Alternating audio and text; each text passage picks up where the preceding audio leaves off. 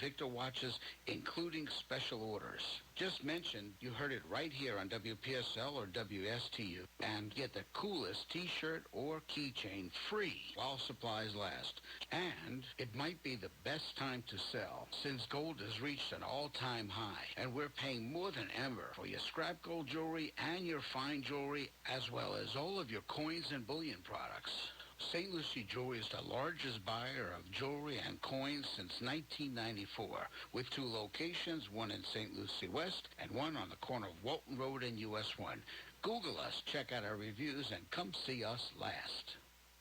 You are listening to WSTU, Stuart, Jensen Beach, Hope Sound, Martin County's Heritage Station. It's time now for the Casey Ingram Show on WSTU. The opinions expressed are those of the program host and guest and not necessarily those of WSTU. WSTU does not endorse products that may be mentioned. Any reproduction or retransmission of this broadcast is strictly prohibited without written consent of WSTU. It's time to call in with your questions and comments at 220-9788, 220-WSTU. And now, here's Casey Ingram. Well, welcome back to the second half hour of the Casey Ingram Show. Continuing on with our Meet Your Candidate series, and very happy to have Will Laughlin in the studio. And we just met Doc Collins. And Will, you are running for Group 5 on the City Commission. So we're going to talk about that in just a second, but I appreciate you coming in here so listeners can get to know you just a little bit better. And I know you've been out and about around town a lot, but...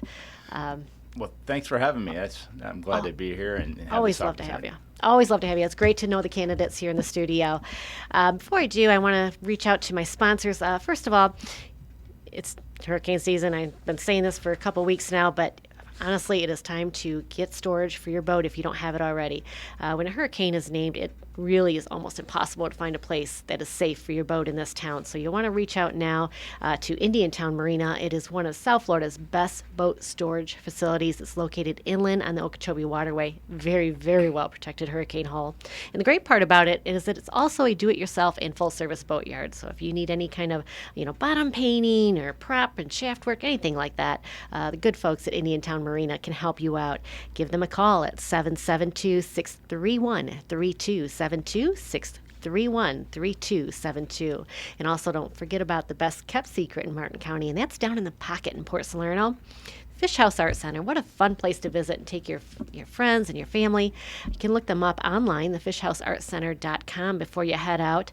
But all kinds of fun things to do. The art gallery, boat charters, marina, craft and creamery, craft beers, wine, and 24 flavors of ice cream. You can rent paddle boards. You can rent bikes. Just pretty much something for the entire family. They're doing some renovation, but don't be dismayed. They're still open and a lot of fun things to do. And finally, with COVID, there's been unexpected expenses and illnesses, and there are many issues that can cause your successful business to slump deep into the red. We're here to help, and we only get paid if we provide you a workout. Debt restructuring is complicated, and we're the negotiator between you and your creditors. That is Commercial Mortgage, and they have expertise in hotels, marinas, office buildings, restaurants, apartments, condos, golf courses, home builders, and land development, including new and repurposed. Give Commercial Mortgage a call at 772-872-6099.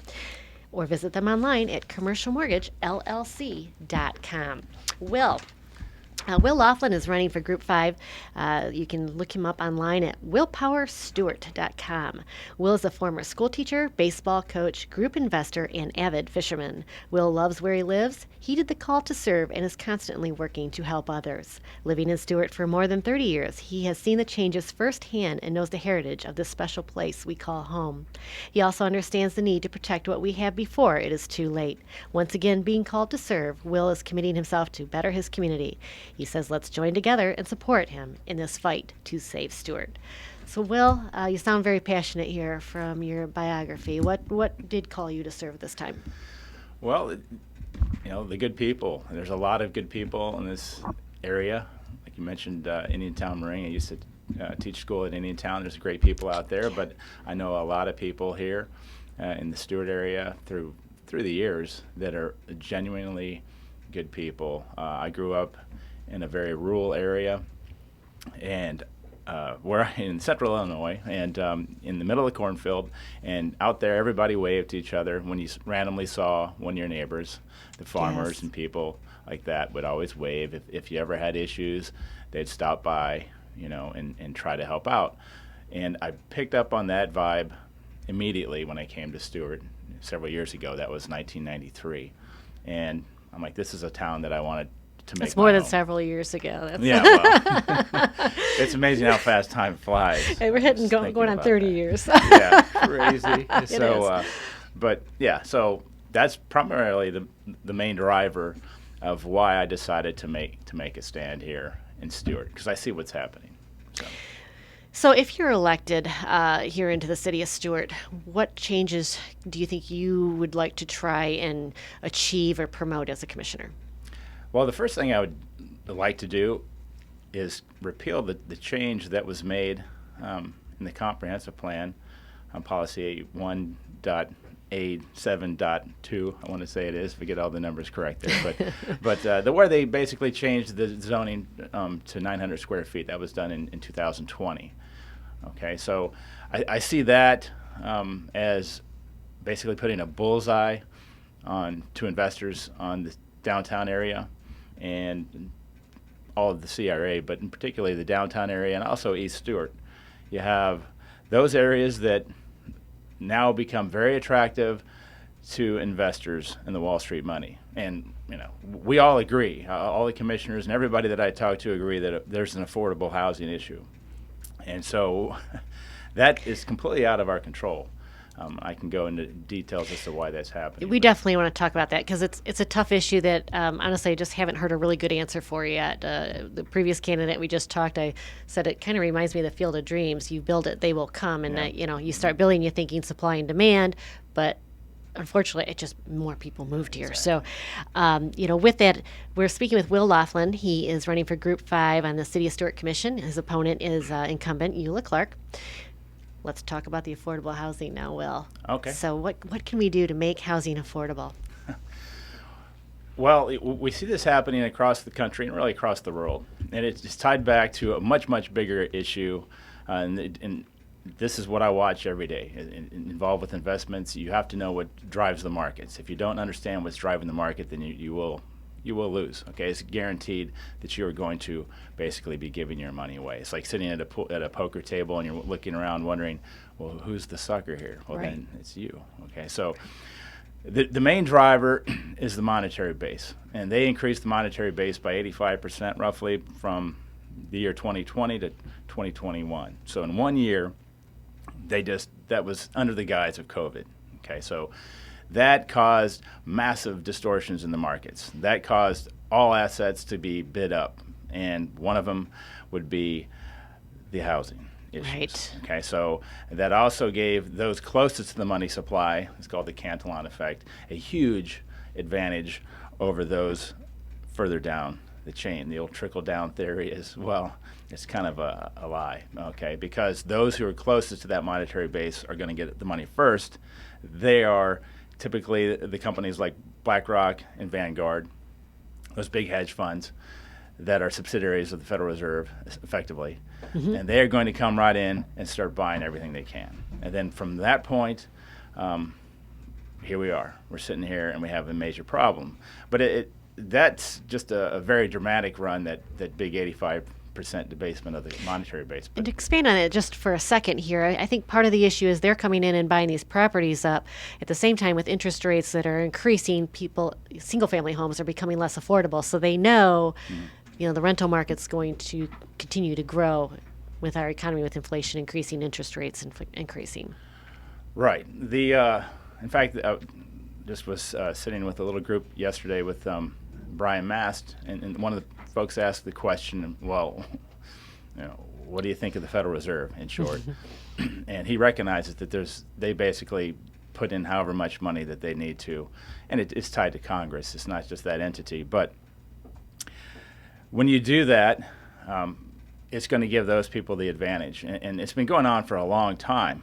And today the numbers just came out. You had the 16th month in a row where you had real wages decline. Okay, so in short, the Federal Reserve's they have two mandates. which they publicly say, but the real mandates are asset transfer and destruction of competition. Okay, that's going to cause tremendous damage to the middle class people, if you will, because they become, everything becomes unaffordable eventually, and then that leads to the situation where you'll own nothing and be happy, which is a term or a phrase you may have heard. Of course. Okay, it's out there in plain sight now. Okay, you can look it up. They publicly state you will own nothing and be happy. So I think that's totally anti-American dream thing, and that's a big motivation for me. Having watched this entity work for about 25 to 30 years, I started following the markets way back in the mid-'90s. Okay, so we're almost 30 years with that too.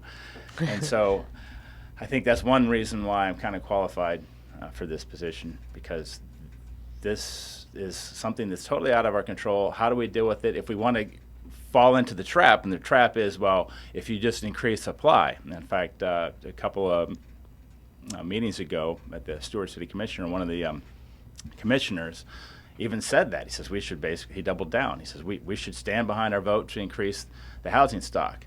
Well, you fell right into their trap. Okay, this is a trap. They want you to build more.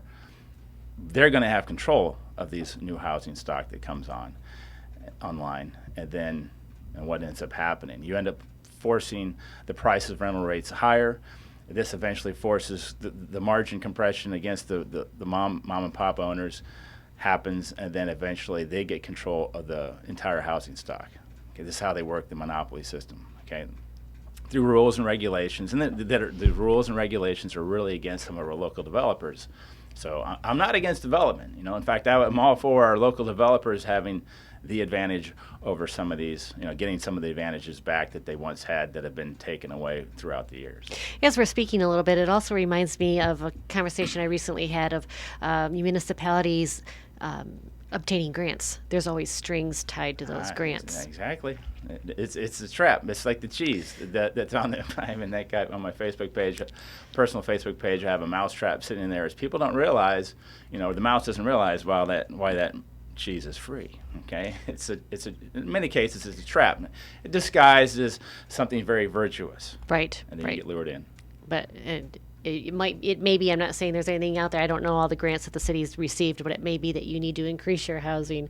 Those are the things that, as a commissioner, you really need to watch what grants you're getting. What grants you're trying to bring in. So, just interesting speaking with you. What do you do right now? Are you retired right now, or are you an investor? Or? Yeah, I have my own. I'm not retired. I have my own pooled investment companies and an asset management company. I was involved with some local real estates, apartments and things. So I'm very familiar with the unaffordable housing issue.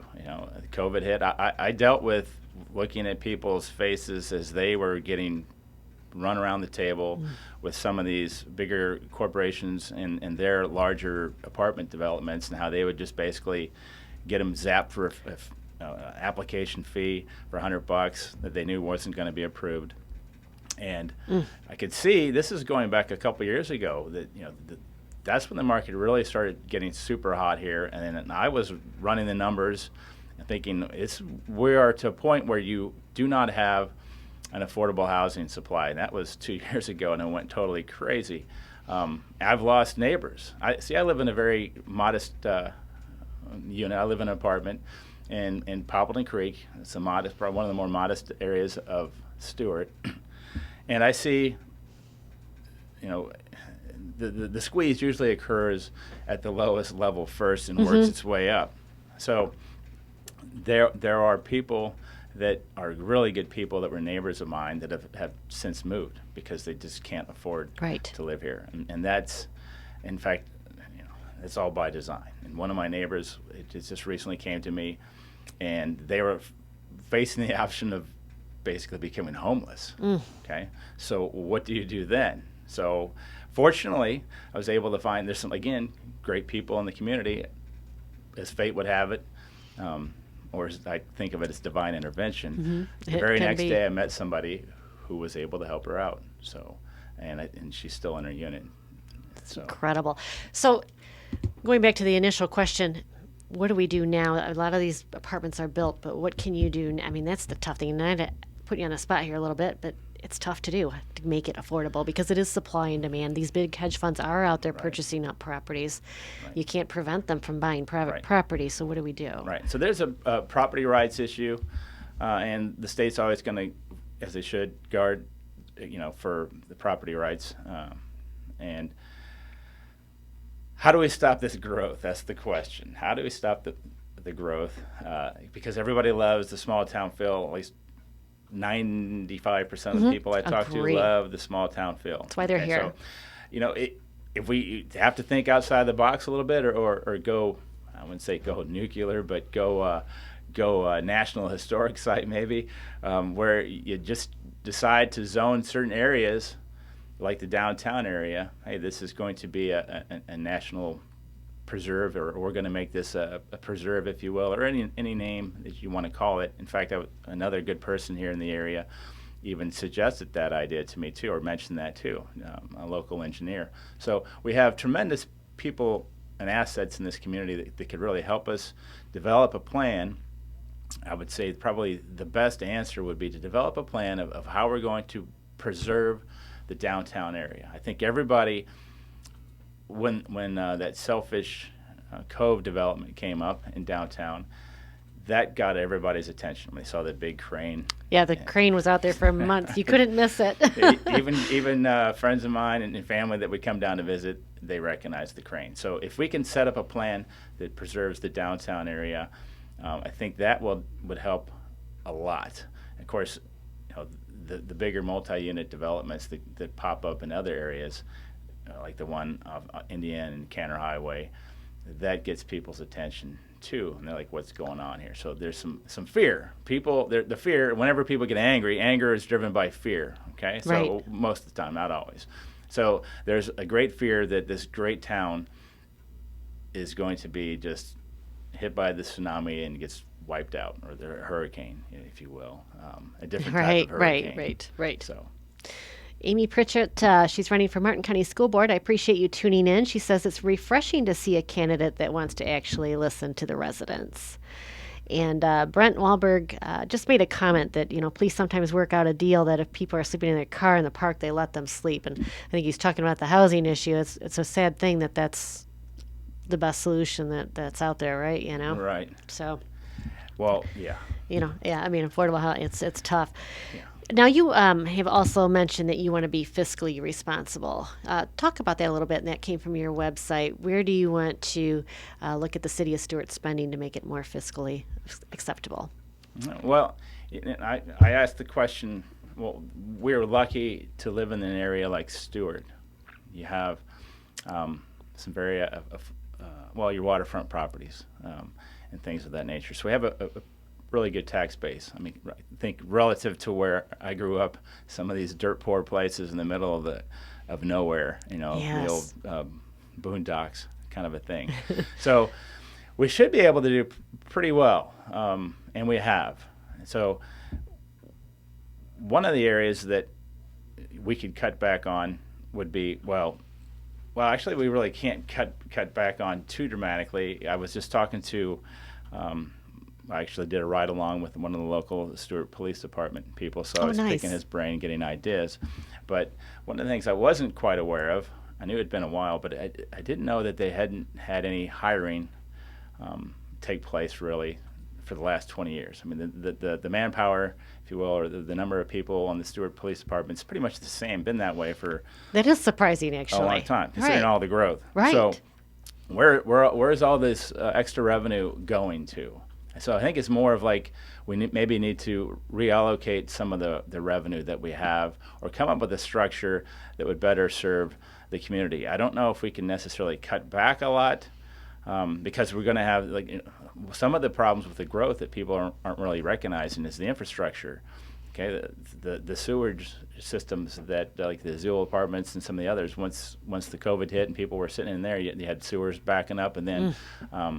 I was told that the folks that were putting working on the sewage system in front of Selfish Cove area in downtown Stuart, they were going to have major plumbing issues. They said, well, we'll be back in a year from now. Okay, so they know that the infrastructure there isn't going to work long term. So we're going to have these big expenses. So to be honest, it's like, well, okay, it would be nice to be able to cut back a little bit, but I got a feeling that that's not going to happen. I'm not saying, I'm going to raise your taxes, of course.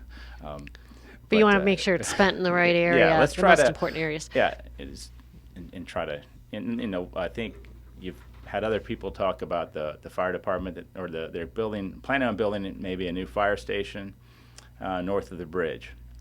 Well, during that ride along, we get a call, and we're south of the bridge, trying to get north of the bridge is almost impossible, and it creates a lot of stress for the first responders. Okay, they get a call, they want to be there, this is their job. How do they get around that? So we kind of need to put EMS assets north of the bridge. It just has to be. So we have to face that reality. And it's true. That is our one thoroughfare from St. Lucie County over down to Stuart. So that bridge can be really tough to navigate, especially during rush hours. Amy Pritchard again. She said, in our county as well as the city, there are too many positions that overlap. Law enforcement is not one of those positions that should overlap anything.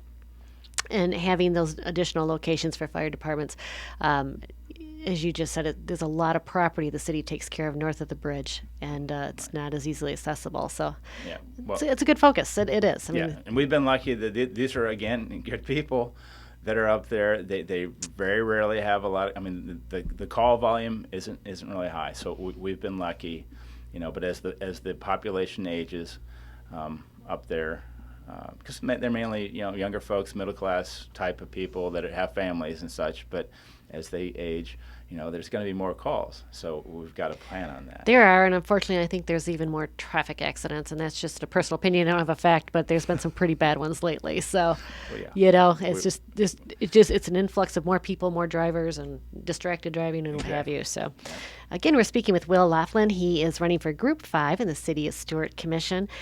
Will, I would be remiss if I didn't bring up the river. That is really the lifeblood of our community, of our county, and I know the city's done a lot of things for their part to try and clean up the river. What more do you see can be done or should be done? I've seen the river's demise. I was an avid fisherman, and one of the things I was ecstatic about, or I don't know, overjoyed about when I got here was all of these great snook that were around. I used to do a lot of snook fishing. Oh, there used to be a bunch. And that went downhill pretty rapidly. There's still some good fishing around. But what can we do to save and protect this great river that provides many opportunities besides just the fishing and the view and the... So one of the things, we've done a lot, obviously. The current commission and past have done a lot to try to help out. There's work to be done. One of the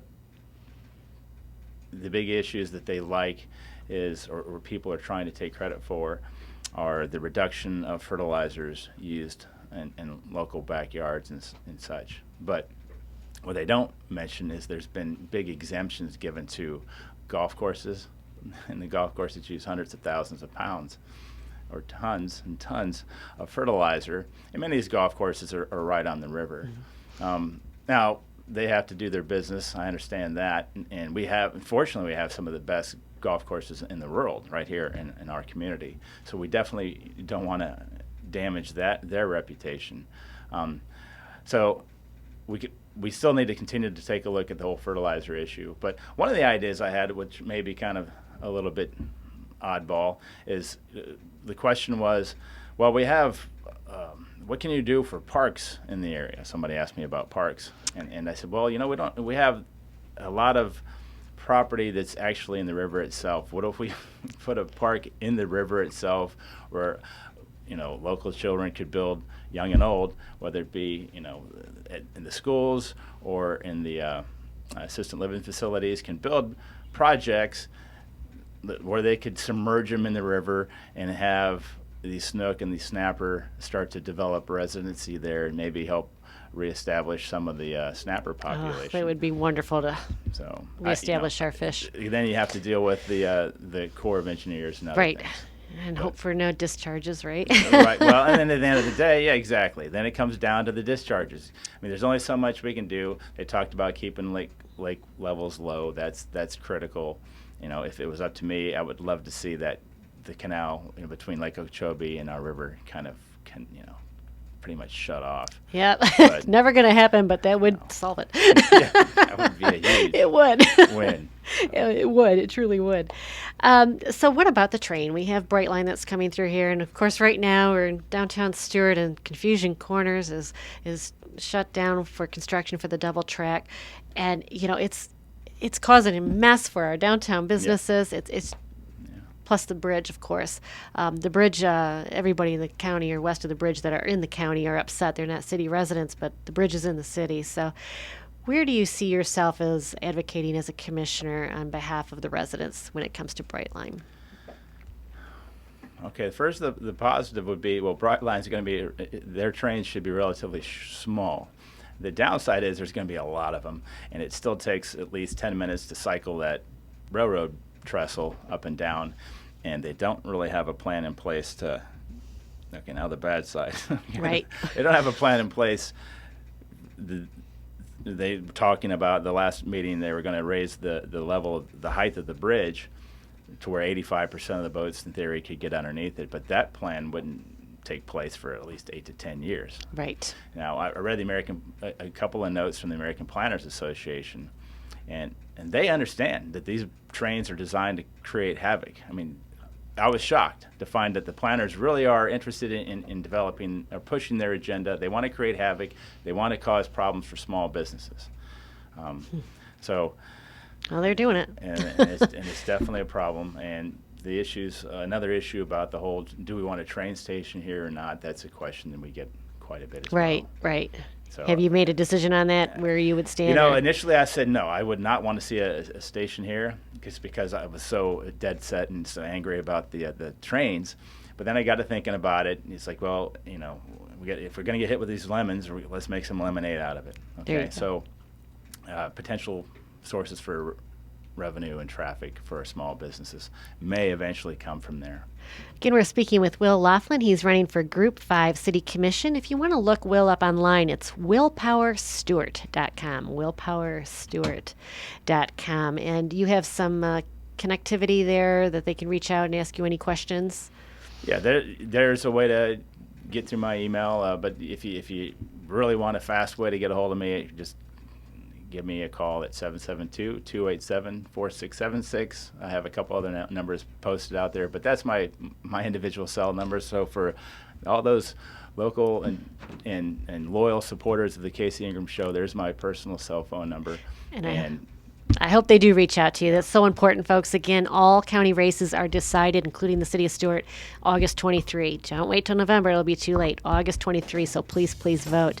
Got 1 minute, but Brent Wallenberg has a question, not really about the city, but when millions of people cut the line and let the unwanted fish go, they create an imbalance from hell. Instead of Sailfish Capital, maybe they should rename it Shark Capital. Yeah. That's something that's big in the news right now. Yeah, well, that too, and I literally jumped into shark-infested waters a couple of weeks ago when I was out fishing. When I got in there, I was like, what the heck am I doing? And I think I might have done that because, in a way, I decided to jump into shark-infested waters by deciding to run for this position, thinking, this isn't exactly what I want to do, but it's like those farmers and shopkeepers at Lexington and Concord. They didn't want to leave their farms. They didn't want to leave their shops, but they knew there was a fight to be had, and they did it. Thank you, Will Laughlin, Group 5, City of Stuart Commission. Make sure, folks, you vote by August 23. I'll see you next week as we conclude Meet Your Candidate series.